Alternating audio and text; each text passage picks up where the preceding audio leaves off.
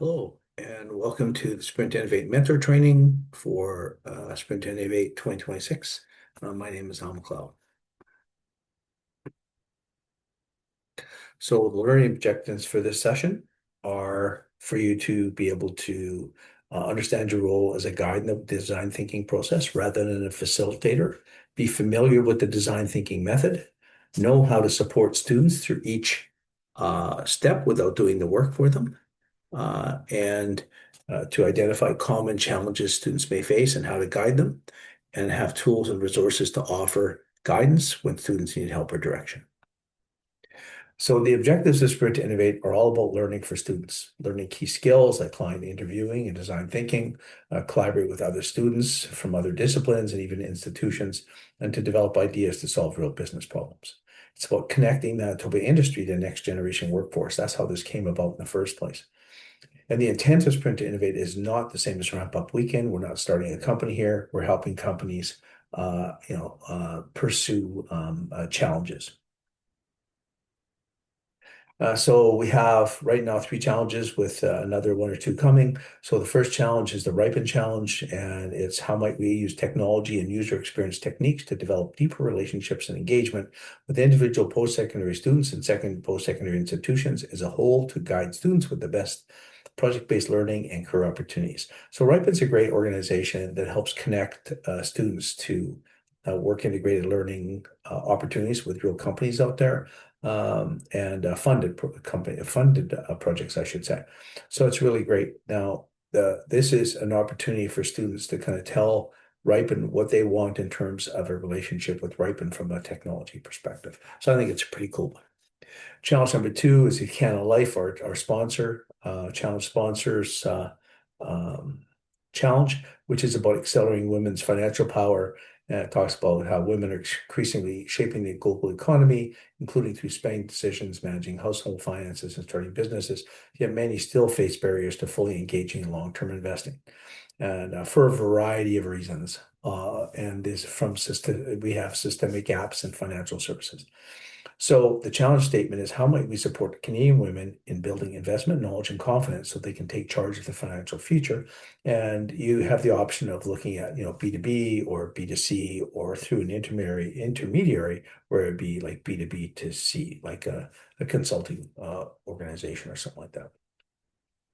And the resources they provide there is the Financial Alliance for Women, but there's other resources available too, of course. And the third challenge is from KIPS Manitoba, and it's an AI-powered knowledge management system. This one's interesting. It's organizations are overwhelmed by rapidly growing AI-related information and struggle to turn it into practical, trusted knowledge for the workforce. How might we design an AI-powered knowledge management system that helps organizations collect, organize, prioritize, and share AI knowledge in the right format for the right people at the right time so they can build an AI-ready workforce? Interesting thing about this one, it's really around targeting a consulting company who's trying to not only manage the challenge of interfacing with the complexity and world of AI coming at them in terms of the amount of change and the amount of knowledge you need, but also how do they manage it internally because they're constantly developing AI created content internally. How do they know what that is and share it and make sure that it's appropriate and all that kind of stuff? So it's a really complex one, but a kind of a cool one, very timely. And there'll be a couple other challenges coming very shortly. So let's talk about innovating with design thinking. So innovation happens at the intersection of these 4 lenses. The first one is, do customers want it or need it, also known as the human lens. The viability lens is, should we do it from a business perspective? Do we have a business model that supports it? Can it pay? Can we make money at it? Can we do it from a technology perspective? Is it a feasible project? And finally, what's the impact on planet and people? Can we do this with integrity? Design thinking says to go at it from the customer angle, the human lens first. So we're going to go use the Bank of America case study. I use this all the time. It's my favorite one because it's very, very simple. And so here's the steps of design thinking. They always have this tagline I talk about every time: don't fall in love with the solution, fall in love with the problem. And I think that most of us in the industry who've been around a while understand that, the problem is where, you connect with the customer And the solution may end up being something different than when you think it is when you start. Even the problem may be, I guess, too, but the key is to fall in love with that problem. So the design thinking methodology is 5 steps within this two-phase project, this problem space and solution space. And you start out here with a problem statement. In this case, in 2004, Bank of America hired design agency IDEO, the world's leading design company, to boost their enrollment numbers. They asked the question, how might we encourage new customers to open bank accounts? Now, that's not a very customer focused one. It's a very bank focused question, but that's good. That was their goal. So they got together with a bunch of customers and spent time talking to them and thinking about the industry. And here's some of the insights they found. One woman rounded up in her checkbook for easier calculations and a buffer. They found that single mothers struggle with savings, had nothing to put aside, and that even a small amount saved is good, provided a financial buffer to help them manage financial security. And that was that in the empathy stage when they actually talked to customers and really got inside their heads to understand them. The next stage, at the define stage, once they got all this information together, they redefined the problem or reframed it as how might we help families save money? So how might we encourage new customers to open bank accounts? By helping families to save money. So the next phase is to come up with ideas for solving this new problem of how might you help families save money. So they put together a diverse team of product managers, finance people, software people, operations staff, did 20 brainstorming sessions, came up with 80 product concepts and one favorite idea, which is this change, they keep the change program. So they created a cartoon video prototype explaining this program. So the idea behind the program, you'll have heard of this before, it's used all over the place now, is that you have a debit card attached to a bank account. When you use your debit card, let's say you buy a cup of coffee for $2.50, it'll charge your debit card $3 and the 50 cents goes into a bank account. So by the time you've made hundreds of purchases throughout a year and that change being saved, you can end up with, several $100s in a bank account. So that's the idea. So then the team tested the prototype in an online survey with 1,600 participants and iterated prototyping and testing to get to the final solution. And this program quickly took off. The first year attracted 2 million customers. It's since grown to over 12 million who have saved a total of $2 billion. 3 in 5 new Bank of America customers choose to enroll in the program with 99% program retention. And of course, you've seen this, many social enterprises use this concept right now. It's a really brilliant way of saving money, micro saving that adds up to money at the end of the year. So, but what this is we're going to do is base most of this training for mentors, and we're going to bring in stuff from our training we do in the training session on the Thursday at our networking session. And so that is Humane Canada is we have a mock case study that we're going to use in the training session. So we'll also bring it into the session as well. So our mock case study from Humane Canada is how might we reduce the number of pets being turned into shelters? So if I look at the same way that we just looked at Bank of America one, so what we found is when we talked to pets, so we talked to pet owners, we talked to veterinarians, we found out that there are more pets and less vets when we did our industry research. So the number of pets has increased, very large number of pets now. 60% of homes have pets in Canada, and there's less veterinarians because the veterinarians feel overwhelmed and struggle, and a lot of them are taking early retirement. So there's more vets retiring than are entering the field.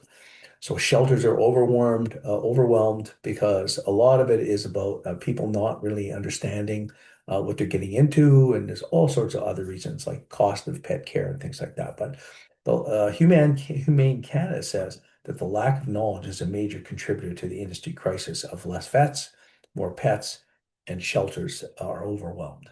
So veterinarians say that the first 90 days of pet ownership are crucial for success. And they also say, vets, by the way, that pet owners don't kind of actually often know what they're getting into when they're for the first pet. But we found that tech-savvy new pet owners want information and guidance. So those are our insights. So the problem was reframed as, how might we prepare, guide, and support new pet owners so they can live their best life with their pets? The idea here is that's how you can reduce the number of pets being turned into shelters. So we had a joint team of Humane Canada, several key technology partners during ideation. We developed a variety of ideas, clustered them, and picked two clusters to move forward with, providing guidance to new pet owners and a business model approach. The extended team developed several prototypes, a marketing campaign concept, a pet ownership readiness assessment app, and a custom GPT to provide pet owners with guidance and support. So far, testing has gone well. We've made several changes based on feedback. So we've iterated the prototype. For example, we linked the assessment app with fostering and adoption apps to continue the discussion with the potential pet owner. And we'll look at that when we show the actual prototype. And one of the things to talk about in the training, the main training is systems thinking, which is critical for a complex innovation like the one we're going to talk about here, and most innovations, frankly. It focuses on the needs, excuse me, and experiences of the customers of the system, but it also considers systems and stakeholders while designing those solutions. So you have to collaborate with stakeholders, employees, partners, suppliers, etc., right? Nothing is simple. Nothing is usually that simple in this world. And you can zoom in and out to get different perspectives. So you zoom in to look at a particular part of a service or a particular interface or interaction a customer has, but then you zoom back out to understand how the whole thing fits together, because at the end of the day, it has to fit together at the system level in order to work at the individual user level. So here's an example. This is from example from the training stakeholder map for the Canadian pet industry. And so you've got pet owners and their pets in the middle. And then you've got government and law and people who provide services like training and grooming, etc. The pet industry making food and drugs and all that. We've got veterinary clinics and hospitals. You've got veterinary colleges, 5 of those across the country, by the way. You've got vet regulatory hospitals and the CVMA, which is the Canadian Veterinary Management Association. You've got provincial vet associations, and then Humane Canada and National Welfare Orgs, and then our different humane societies and shelters, etc. It is actually quite a complex infrastructure. We actually added here Redwood College Polytech ACE project space because one of the things we did in this mock project is say, hey, why wouldn't we use a technology partner? Now, these are tech partners too, because it's veterinary tech, but this is a tech, an IT tech, information technology partnership where Redwood Polytech, College Polytech helped us develop some of our applications. So I want to talk a bit about the power of insights. So when we talk about these insights here, more pets, less vets, etc. So when you're in the empathy stage and you're listening at the edges, you want to observe users who feel pain more intensely and ask about their emotions and workarounds. And you can translate these extreme comments into universal truths. What human needs underlie the extreme experience. So, for example, in our case, when we talked to new pet owners, we found that a lot of them were really worried about doing a good job and were concerned about the fact they didn't have enough knowledge. And the reason is a lot of new pet owners are younger and they actually have technology at their fingertips. They're used to having the power of the internet and now AI at their fingertips. And they really expect to have a great digital experience and knowledge at their fingertips. And that's not what's happening in the pen industry today. And that's what we found. But but the idea is you can translate these extreme comments into universal truths for other customers as well. So you can design from the extreme new tech savvy pet owners to serve the many. Any pet owner, right, could use knowledge, etc. And so you create solutions that start as options and scale outward. Here's some examples. So there was one of the things that IDEO did. They did one about redesigning the vegetable peeler for a company, and they used to be these little skinny handles with the metal handles, very hard for people to use. And what they did was they actually found in their study that one of the extreme users were arthritic users, people who had challenges with their hands and joints, and so they built like a bigger, a more comfortable handle. And what they found is all users like that. So the extreme user were arthritic users who had to have that kind of handle to function. but it also translated to people who just wanted to have a more comfortable peeler. And then for BOA at Bank of America, Keep the Change program, same thing, budget conscious savers. So this woman had figured out that she could,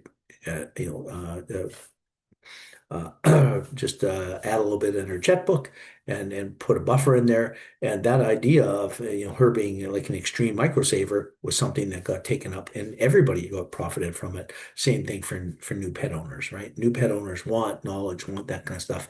But so we build a custom GPT for guiding pet parents, but it could be used for anybody and will be used by anybody.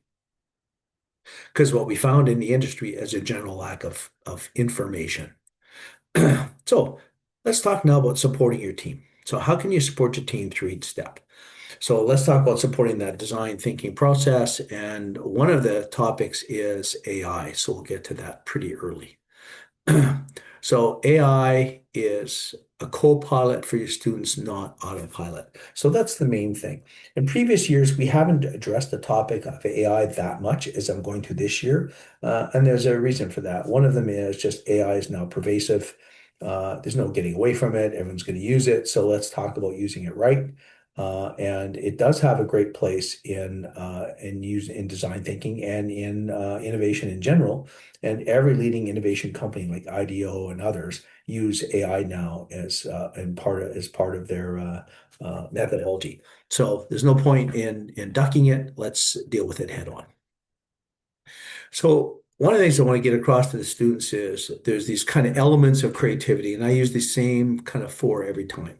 The diversity of the team is a power, right? You got 4, 5, 6 students on the team. They come from different backgrounds. They have different, maybe from different areas of study. They have different lived experience. That diversity is powerful. Domain expertise, right? Maybe you have, for example, for the Canada Life one, you have a woman on the team who is very concerned about financial expertise. And maybe she's done work there in the area and done some studying in the area. So who has some expertise there? Stimulus is really about getting your brain stimulated by other things. What that means is you could think about what do they do in insurance or what do they do in some other area, but it's areas that will tickle your brain into thinking differently. And insights finally is what you find out through your research and your questioning and all that good stuff, what you find out from your examination. And so they're all things that humans are really, really good at, frankly. And the question is, in making sure, or the point is to make sure that the students use their brains and use their skills and use their experience and use their teamwork to work on some of these areas first, without necessarily using AI right away too quickly. So really, these elements are powered by humans, but they're assisted by AI.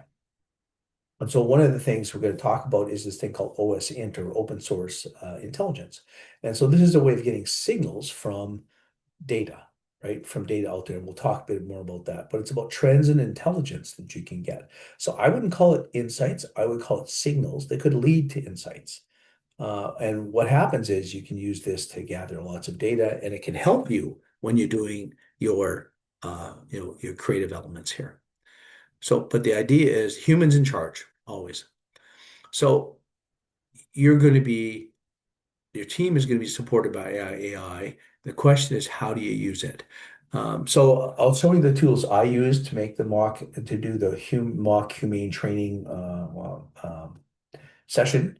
I use ChatGPT. I pay for the plus version, but I used it to make images. I used it to do the custom chatbot prototype and to do research into the companion animal industry, or the pet industry. For the app prototype, the assessment app prototype, I use Vercel V0. It's pretty good and it's pretty easy. It's very, very fast to make a prototype. And I used it, I did the prototype in minutes. No, not ours, certainly. Perplexity, I used a bit for research and industry and trends. And then I used Nano Banana for images, Nano Banana Pro, that is, for images. And one of the challenges with this technology is sometimes if you're not paying, like I pay for Chat GPT Plus, but I don't pay for Nano Banana Pro. And the problem is you only get so many shots at it before you have to wait a day till you run out of credits, but that's okay.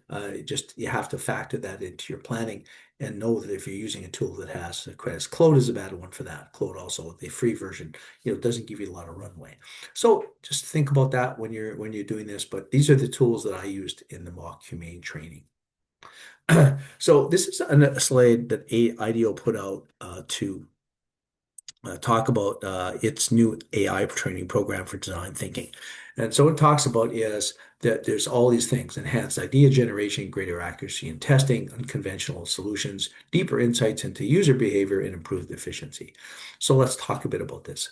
I add two more: domain research and prototyping support. Those are also other things that can greatly be enhanced by AI.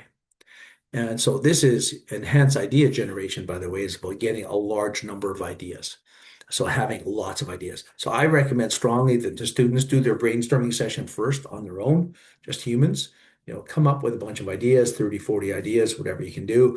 And then after that, bring AI into it and get it to add more ideas. You can then cluster those ideas with your own ideas. That's the way I always recommend to do it. Don't bring it in too early. Bring it in after you do your initial brainstorming session. So do a short brainstorming session, like 15 minutes.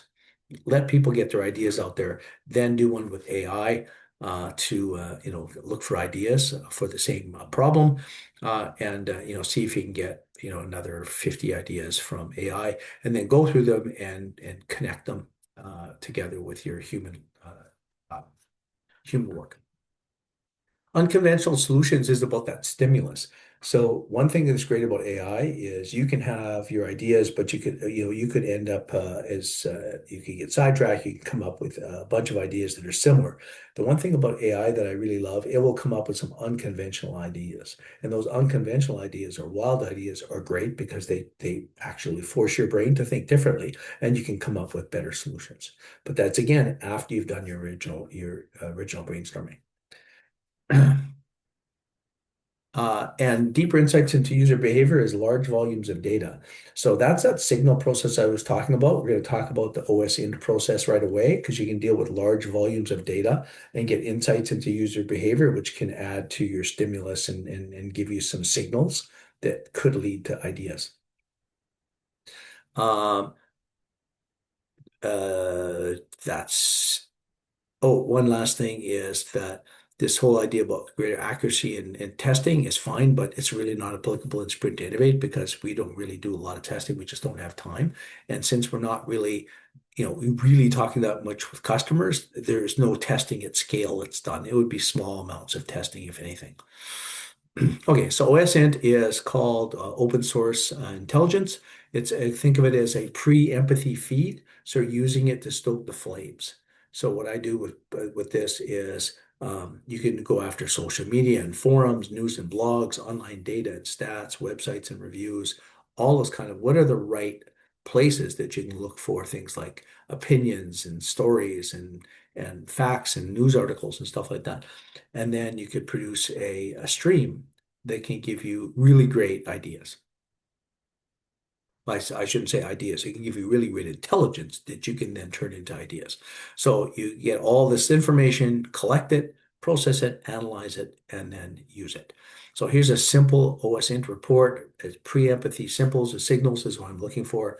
So I said, I'm an OSINT analyst at Humane Canada, search for Canadian problems and trends in the companion animal industry, especially amongst new pet owners 1 year or less, and veterinarians. Search appropriate social media sites such as Twitter, X, Reddit, Facebook, Instagram, and animal companion industry articles, reports, surveys, and blog posts. Show me the 10 top problems and 10 trends with an emphasis on ones that are emotional.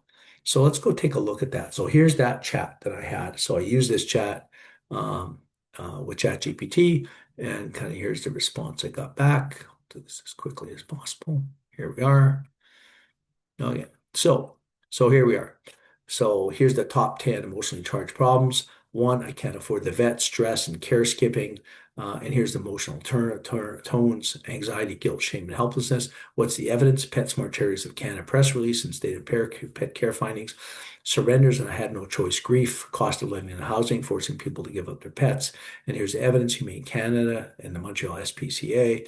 emergency access gaps, shortages, long waits, vet team burnout, moral injury, new owner overwhelm. This is these are some of the items that, you know, this is you're not talking to someone, but you're getting this rich research materials, which you can factor into your information.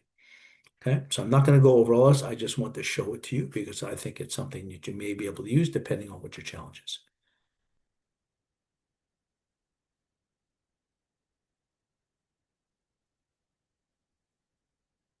Okay,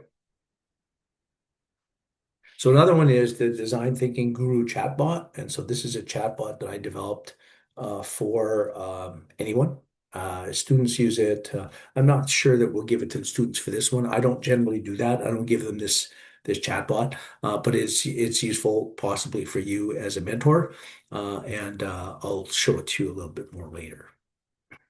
And so in the empathy step, you're guiding students, you're going to encourage deep listening during users research, help students ask the right questions without leading them to answers, assist in organizing insights if they struggle, but let them own the process, and then use tools for research, encourage use of AI tools with critical thinking, right? That's the key thing. You're going to support the teams, and the step starts when preparing for the challenge rep interview, but we'll talk about that at the end. Remind the students to carefully review all the challenge materials and discuss them as a team prior to the challenge rep meeting, and focus on helping the customer and where they can research the target customer. Are the students part of the target group? Very often they are. Interview each other, friends, family, other students. Who can they leverage? And how can they get direct or indirect information from the customer? They could use the challenge rep as a proxy customer, for example, potentially. And so some of the common tools, don't overthink it. Basic visuals will do for most of the work. You can use the templates in the PowerPoint training deck that I'll make available. And then, of course, for research, you can use ChatGPT and ChatGPT research, deep research mode. It was ChatGPT that I did that quick OSINT study in. You can use Perplexity, Google Search, etc., to search for tools in social media. Um, so in the define step, you're clarifying problems. So if you're developing personas, what is important to capture about the customer based on the problem you're trying to solve? I'll show you the persona that we're using in our training. Encourage teams to synthesize information gathered during the empathize step and define a clear problem. Then the student should reframe the original problem statement to a particular problem for a particular customer based on the clustered insights, much like BOA wanting to add customers and which they reframed into no, we want to help families save money because if we help them save money through our methods, they'll become customers. Okay. But you can help them try to reframe the problem, but I'm hoping that the solution focus comes from the customers. If they're struggling, lead them back to safety.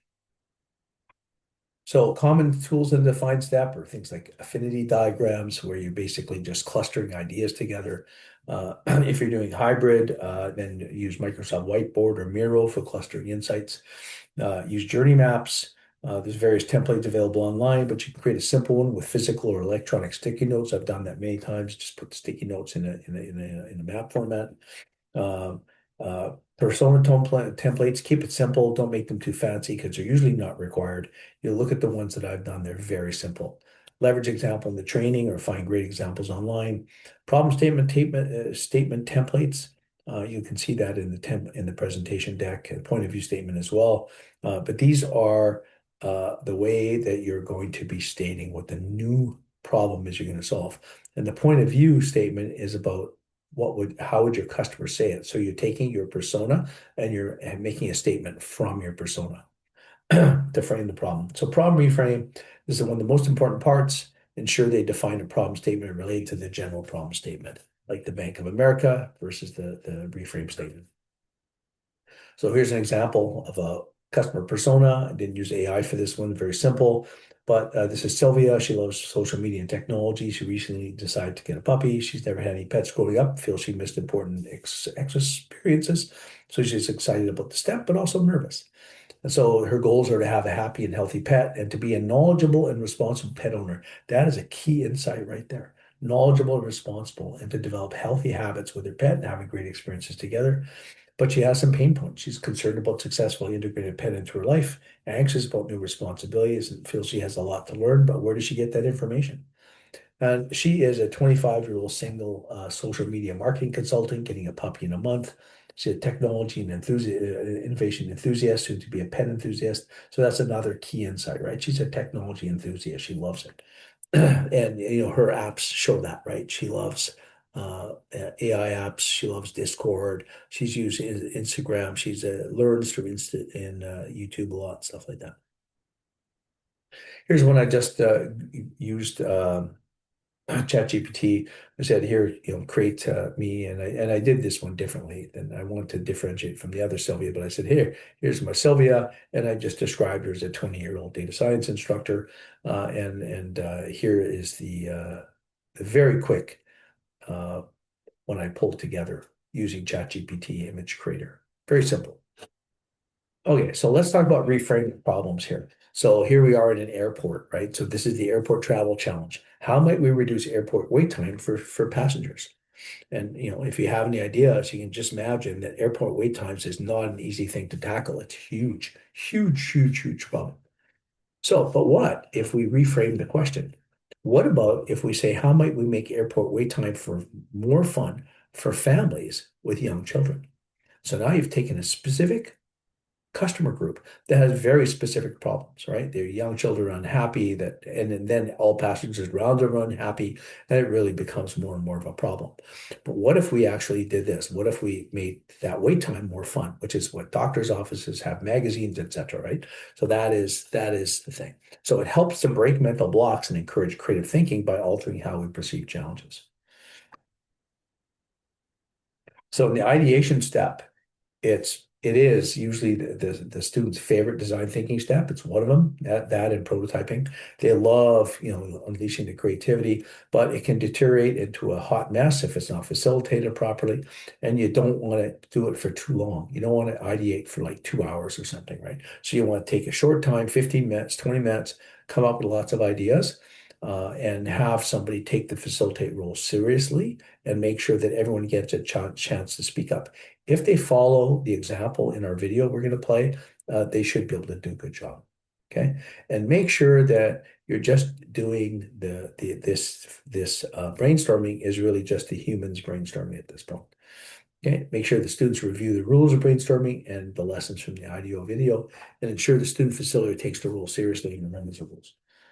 So when they're coming up with innovative ideas, the questions are, is the idea innovative? It can mean something new, simply something exists but applied in a new way with a different industry, for example. And they may or may not need help. It depends on the skills, personalities, and group dynamics. And innovation also comes easier, what we found, within the scope of some challenges other than others.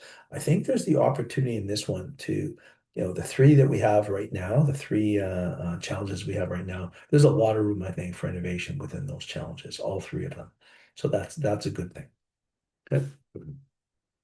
So here's group brainstorming. So this is the rules by IDEO. If you can see here, the student roles, they could, a facilitator, the rest of everybody's brainstormers. You're going to then be clustering these ideas together to create bigger ideas and then deciding which idea to prototype. That's the things you're going to do. And the mentor role is guide and support. That's it. So here you've got the rules of brainstorming. You want to defer judgment. You don't want to have people shouting down and shooting down ideas the minute they're out of someone's mouth. That'll stop them from coming up with any more. You want to encourage wild ideas. Wild ideas can be really great ideas. Build on the ideas of others. So if you have an idea, I can say yes and give another idea. Stay focused on the topic. That would be the facilitator's job, to make sure they're not wandering all over the place. Have one conversation at a time. That helps, because if you've got two people talking, something's going to get missed, and then somebody may just stop talking for good. Be visual. It really is a good idea to use sticky notes and colors and stuff like that. It just helps with creativity. And go for quantity. In order to have good ideas, you have to have lots of ideas. Okay, so let's look at, this is IDEO, how to brainstorm. All right, team. Thanks for coming for a brainstorm today. We have a really interesting topic. The local zoo, the visitors are down 20%. So how might we boost the number of visitors to the zoo? This is a serious problem for them. They want to stay open. They need more funding, all this kind of good stuff. So let's spend a few moments now first and get a few ideas down.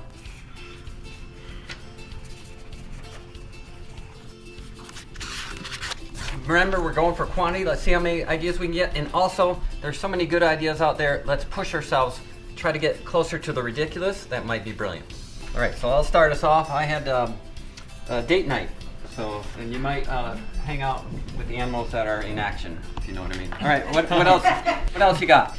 Oh yeah, what do you got? What if we do a dress up like your favorite animal day? So it's like a costume theme thing. Very cool. What about zoo pop-up at places that kids frequent, the mall, school, parks? Home Depot, I know, has programs for little kids to build, like, you know, birdhouses and stuff like that. So it could be all these different crafts, but they're sort of animal lessons, so Love kids it, learn. love And it. I have a night camping, so you get to camp overnight there. So let's get a 5 or 10 more. So I figure loyalty cards work for airlines and for burritos, so why not have it work for the zoo? Building off the whole celebrity thing, what if like we pretend that animals are celebrities and we give out like a gossip magazine as an advertisement? So for an hour every day, they vacate the cages, and you get to go swing on the bars and everything that the monkeys have. So it's zoo turn playground. That's awesome. What we'll do next is we'll look at these and look for some themes and cluster a couple. And then I think we should even prototype 1 or 2 of these and then take.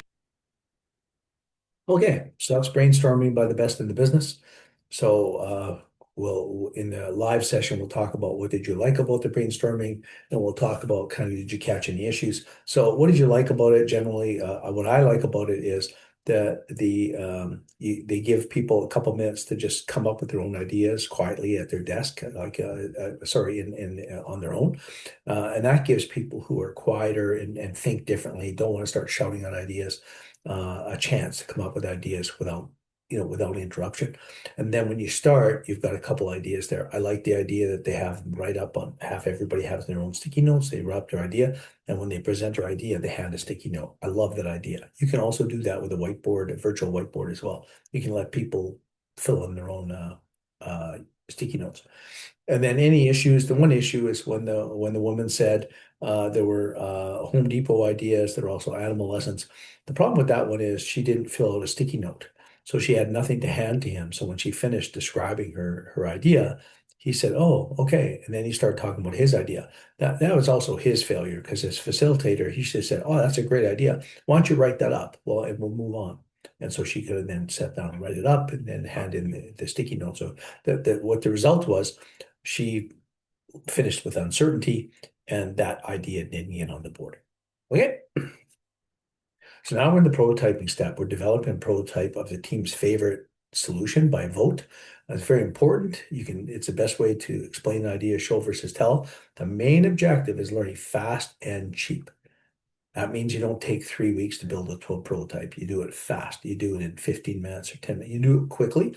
And so you show it, and you let the user use it if they can, and then you get feedback. And this is something students do very well at. They love prototyping, but guidance and feedback can be helpful. So the types of prototypes: paper prototypes like sketches, new journey maps, click-through prototypes, wireframe storyboards, product description, feature sheets, marketing campaign. Skits can be really cool. And a vibe-coded prototype. Those are some of the things, and anything that explains the idea really is what you can use. So in our example, so this is what we did for the humane one. So you got a prototype of a marketing campaign called Think Twice, bone up on pet ownership before you take the leap, partnership between Humane Canada and the Canadian Veterinary Medical Association. So the idea is to reduce pet surrenders by helping Canadians assess readiness before adopting, and also through the guidance and stuff like that. So here is the assessment app that we put together with support of a tech support. So we're going to take that readiness assessment now. So here we are. So how many hours per day do you dedicate? Less than 2 hours. I have a small apartment with no yard, $150, and I've never owned a pet, and I'm going to have more changes soon, and I really have a limited emergency fund. So my assessment is quite low, so it says you should consider fostering first. So what we don't want to do is lose the potential customer, right? So what we want them to do is look at fostering. And so they can go here into our fostering app, and they can go through and they can see pets here, and they can kind of apply to foster these pets. Okay, so that's one thing. The other one is you can go into the adoption app. So if you are successful, you can then go into the adoption app, and then when you're in here, you can actually apply to adopt in here as well. So that's what that is, but it does give you a good idea um, of what it takes to be successful as a pet owner. Okay, so this is a different way of showing things. So here we've got just a simple storyboard. So the young lady is saying, "Should I get a pet?" She talks to her friend who says, "You should try the new Humane app. It'll help you." And she does, and she says, "Thanks for telling me about the Humane app. I used it to adopt my puppy." And here she is at her first visit with her pet at the vet. So just something that kind of hits the human side. And then we have our pet parent GPT prototype. There we go. And it is a custom built GPT that is our customers are finding very, very helpful. It's called the Pet Parent Guide. And yeah, it is not a replacement for a vet or a medical LA. It's there to help guide people along their journeys. So, for example, develop a plan for new bulldog I am adopting in a month. What should I do before he arrives? And what's important the first month he's with me? I'm a first-time pet owner. So here you go. And it starts by saying it's not a substitute for veterinary checkups and physical exams, etc. And then it says, okay, so you got a bulldog. So I'll walk you through what to do before he arrives and what matters in the first month. It's very friendly and trying to walk you through it. And it just says, here's what it is. And it tells you what the kind of dog you're getting, what's its attributes, and what generally are its potential health problems, and what you should do about it. Those kind of things alone can make you feel a lot more calm about things. Book key appointments before pickup. Learn bulldog specific realities like heat sensitivity, noisy breathing, all these kind of things, strong attachment, and here you have it, right? So week 1, decompress, and it goes through what to do during these different weeks. It's really a wonderful guide, right? Just wonderful, and I think it's worked out really, really well. And another one is should I use a collar or harness for a new Yorkie pup? And then you go and it says, why should you do it? And it talks about use a harness for walks and use a collar for ID chaps only. And it just talks about the fact that it can be very painful for dogs and actually hurt them in the long term.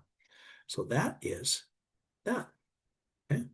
So now they usually do love this much as ideation and provides constructive feedback. And can they explain how it's innovative? Does it solve the problem? Does the prototype explain the solution? Does the pitch and demo communicate clearly? So testing, test as soon as you have a prototype. You're going to show the prototype and learn and refine from it. And mentor can provide early feedback, and team members, friends, instructors, relatives, etc. Quotes from prospective customers are great. We've had several times that made a difference, I think, in the pitch when we actually did get to test with somebody who could be a customer. Keep track of any prototype enhancements made due to the feedback. There's a factor in the rubric for that. That's why I showed that we originally just did the assessment app, and then we connected up to the fostering and adoption apps. And then supporting pitch development. A bad pitch can kill a great idea. I say that all the time. It's often the hardest part of the challenge for student teams is developing the pitch. They have a struggle getting in 7 minutes. So do I. Everyone does. This is a complex thing they've done over lots of hours. They should be working on their pitch by noon Saturday. They'll need to split the work up between the pitch and developing the prototype, and they want to make sure that they get everything done in 7 minutes. On pitch day support, meet with your team to review their pitch on Sunday morning, give honest feedback and advice. There's some revision time, but not a lot. Ask a few questions, the ones a judge might ask. It's very important their pitch is 7 minutes. Mentor support team is available to also help with pitch feedback, and then get that deck in. So we always tell them to use their mentors effectively. This is what we tell the students. Ask for guidance, be upfront with all your struggles, establish how to reach them outside of scheduled check-ins. Mentors won't give you answers, but they should ask provocative questions. Mentors, they won't produce anything for you, but they'll help set a path forward. Here's the 48 hours of the session. Here's of the event. And here's a general guideline. So on Friday night, once you talk to your finish the challenge rep call, you should move right into empathize and define. In that 1 to 3 hours, you can, do interviews to reframe the customer problem. And so, and then make that clear problem statement. What is it you're going to do? In the morning, you get to talk to your challenge rep and your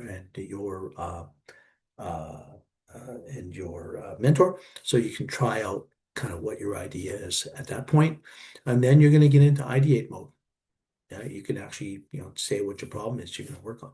Then you get into ideate mode and you can spend, 1 to 2 hours creating and selecting a starting idea.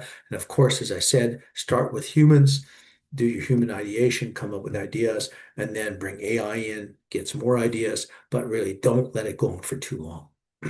Because on Saturday, you got to split into 2 groups. One group's doing prototype, the other group's doing pitch development. You have to have your idea by then. And then they're working on their prototype pretty much. You have the opportunity to work on the prototype and the pitch for the rest of the day. So Saturday afternoon, Saturday evening, and you're drafting your pitch script and presentation, and you're practicing and improving. And then Sunday in the morning, right away, start with pitch perfection and practice at the college. And then practice, refine the deck, send the deck to Christy, and it's just kind of practice. So you have only 48 hours, so you want to make sure you time box anything. Don't let anything like ideation go on for hours and hours. It's not necessary. You can make sure that you time box it. And you want to make sure you're on time, hit your milestones. And divide and conquer, set up the different groups to have one group working on pitching, another group working on the prototype, etc.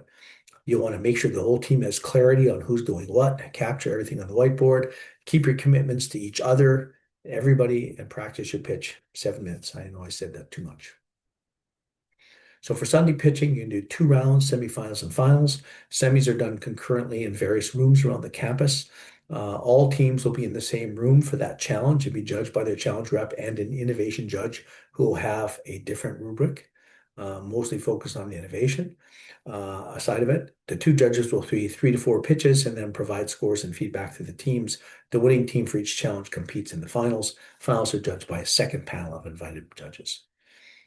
Here's a pitch prep. So when you're doing your pitch, you want to think, how do I tell a compelling story, engage my audience? How do I tell a story with a hook right in the beginning, right? And you think about it when, in the pitch for the Humane Canada problem.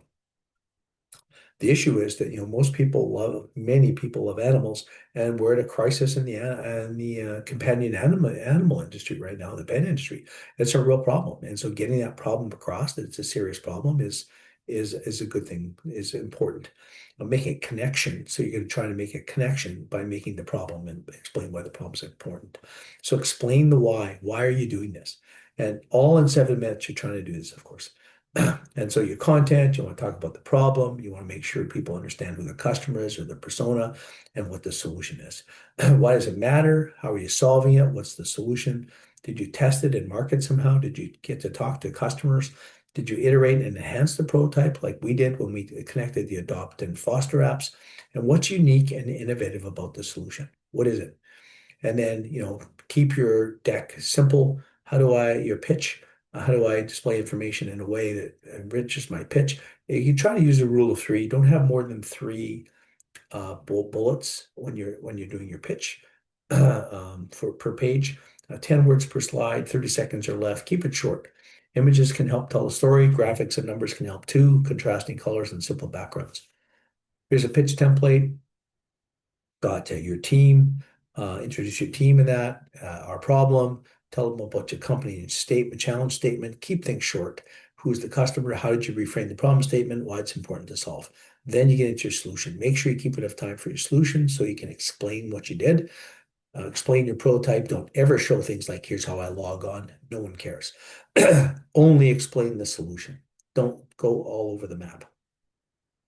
Hit major features only directly aligned to the problem. And answer that question, did you iterate and enhance the solution based on testing? How does it solve the problem? What's the impact and value? What proof do you have? Any insights or customer quotes? In our case, we had both vets and customers and humane, actually all 3, Humane Canada vets and pet owners saying that they're concerned about the lack of knowledge that they had, and this was a serious problem, partly due part of the reason that animals are returned to shelters. Do you consider sustainability? How is it a sustainable solution, and how is it innovative? Here is the judging rubric. So there's two main areas of judging, each worth 50%. This is for the challenge, the first round, the semifinals, the business impact and innovation design thinking. These are evaluated by the two different judges, and then they're both 50%. Okay, so then let's talk about preparing for the challenge rep interview here. So we're going to try and help get them through this. So when you're preparing for the challenge rep interview, you're going to try to utilize the time between the challenge orientation and the challenge kickoff. And so what that means is right now, you've got the challenge is selected, and at a point, I think it's around Tuesday, when the teams know what challenge they're going to be working on. And then you've got Friday as the challenge kickoff. So you have the opportunity now to begin to prepare for that all-important challenge rep meeting. So you want to analyze, research, prepare questions, and do the interviews. So analyze for the students, this is Wednesday or Thursday. You're doing Wednesday to Thursday, you're doing self-study. So you're going to review the challenge statement and any supplemental information that's provided. You get that at that time. Sources like websites or other things that were stated in the challenge package or reports, social media channels. You want to think about it. What's it really about? What assumptions can you make? What's unclear? What can you ask or do to clarify things? What don't you know? And then for you as the mentor in the bubbles, what are the study areas and backgrounds of your student team? What do they have that's an advantage here? What questions would you ask about the challenge, or what assumptions would you validate? Do the students have the same lines of questioning? And then, does your team understand the desired impact and any results that they might be expected? And by the way, this is what we go through with the students in their orientation. And where do you think they might need help with the challenge, the students? So then you're summarizing the things you learned here, right? Like, who's the customer, what are the problems, unmet needs, what insights you have about the customer. So this is something that you're doing in advance. So on Wednesday to Friday, you're doing research. So you can research the company. Do you understand their business? Do you understand their industry, who they might compete with? You could use AI deep research, do some analysis into the pet industry, for example, if you're doing the Humane Canada one. And this will help you figure out what kinds of things you need to learn from the business rep. So what are the customers saying about the problem? What can you learn about the target customer? Do other businesses face the same challenge, like same or different industries? So for example, is this issue in financial services similar to an issue in insurance, and have they solved it? Have they identified the target customer? Any ideas where they get the info about the customer? Are they or the family or anybody else in the target customer group? So you're really trying to, what insights about the challenge of the customer need more probing to the business challenge rep? Does the team need help prioritizing their questions? Is the kind of things you can ask. Right. And so you can do a brain dump on the whiteboard of what insights did you uncover about the company, the customer, and the challenge area. What questions does this prompt you to ask? And consider them an expert and the proxy customer. So now put your questions together. So develop your interview questions. So and you as the mentor, emphasize them being well prepared for the interview. And one of the problems is that everyone will be in the same interview together. So if you got 4 teams working on the same challenge, they'll be all together with the challenge rep. So that's the issue, is you really need to be well organized to make sure your questions get asked, and to make sure that you have people recording the answers so that you know what they've said. So be well prepared. And remember, this could be a proxy customer interview, and bring a few questions of your own as the mentor in case the students don't ask them, and offer to give them feedback on questions and prioritization. And then you've got the interviews. So all teams, the same challenge rep will meet with the same challenge rep together. Use your time well. Don't re-ask questions. Be curious and ask why. Capture the information. So treat this as both an interview with an expert, because they're the business challenge rep, and as a customer interview. They can be a proxy for the customer, and you can help you understand unmet needs, goals, pains, personas, etc. And this kicks off your 48-hour challenge. So here you go. You got the challenge. So when you're doing this, you can, you're trying to ask any questions you have about the challenge. Any questions about the supplemental information, ask questions about the industry and the company, ask about other stakeholder groups who are affected by the challenge area, like your own customer support, sales. Utilize the business challenge rep as a proxy for the customer profile, pains, unmet needs, goals, etc. Surprising insights. Why is it important to do this, and what if it isn't solved? And here's a bit on support for mentors finally. So we will have mentor support, group of floater mentors, and it may just be me, we'll see, but I'm hoping to have one other person for our target is 2 people, and we'll help you however we can. There's my number. Text me if you need help. And also on the Sunday, we're available to listen to pitches and give feedback. Design thinking chatbot, play with that, tell me what you think, but it's something it's actually pretty useful. And then, of course, there's other resources like pitch and design thinking, innovation training, a video of training in the resource kit, which you'll see below, committee member support, Teams meetings set up by Christy, Slack channel for mentor collaboration, or text me. Now, tell me if you're not in the Slack channel right now, please. And the resource kit is in Google Drive. And here's a bunch of videos if you want to brush up on your expertise, and a little bit of a reference cheat sheet, and that's it. So you want to encourage them but don't solve things for them, or they'll defer, they'll wait for you. You want to be available, but not overbearing, or you'll squash their spirit. Cultivate students' confidence to own the process so they can own it and really understand it. But sometimes stuff happens and you have to get a bit more firm and help them get back to safety. That's what I find. So there you go. How confident do you feel about guiding students through the process? And do you have any questions? That is it. Let's talk about questions now.